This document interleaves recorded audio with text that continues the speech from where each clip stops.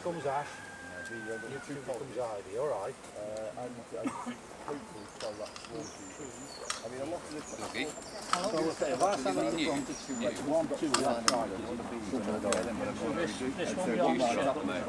you take that out to go and put it back at night? Come and have a look. She decides to take a load of bees with her. She goes to the cast. That's right, yeah, and they're queuing up to get in during the day when it's small. Take it out and then make a piece of wood A bit bigger. and extend it twice the length. Oh, got you, right. With the wasps will be back to it. Yeah, right. Right. Well, you know, yeah. You're queuing in for get in and Yeah. Yeah, well, they've got Varroa, they've definitely got Varroa, but they get treated for Varroa.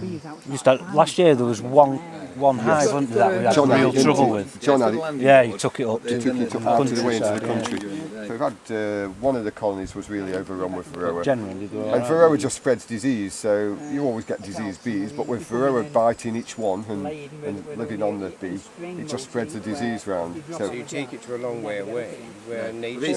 Well, that's right. If it died, it wouldn't matter, but it wasn't going to affect all the other hives. So the apiary, from the apiary's point of view, we would have killed it, but John said no. I've got somewhere I can stick it in the middle of nowhere, and off he takes it. I've heard people doing that. Yeah, isolation. That's it, isn't it? The reason we've got Varroa is because we've got too many hives together. No, they've all got them. They've all got them. And what happens is the bees start multiplying in spring, and the Varroa start multiplying in spring, and then summer comes and the bees stop multiplying quite as much, and then they start to recede as they go into autumn. But the bees, the beetles, the Varroa, are still their same numbers, and they're still multiplying.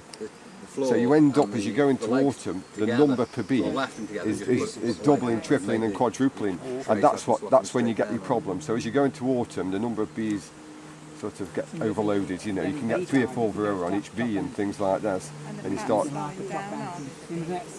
The bees are slowing down, and the Varroa keep going until as long as they can. Nick was saying that you're not spraying them in the way you did, but you do some more herbal treatment. He treated them with formic acid in last autumn, which is obviously an aggressive one. There's ways you manipulate that so you get the right concentration. I treated mine with thymol.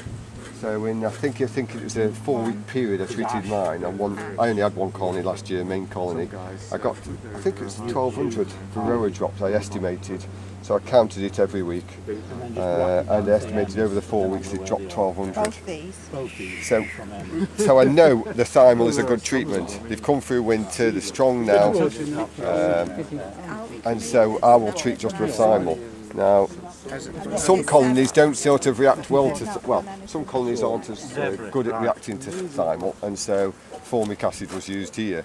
But there's various treatments, and it's a case of try different ones and try and get on top of it. So do you spray the thymol on? No, it's in a paste and it evaporates over the weeks.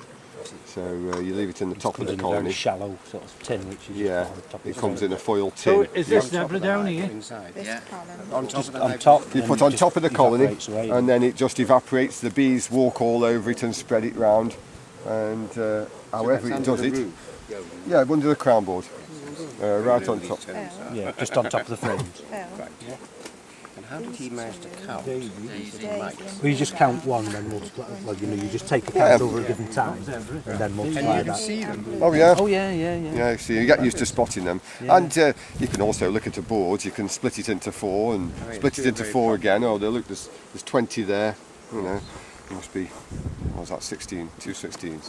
There must be 220 on the board. You know, you can do your sums. Right. Right, Daisy.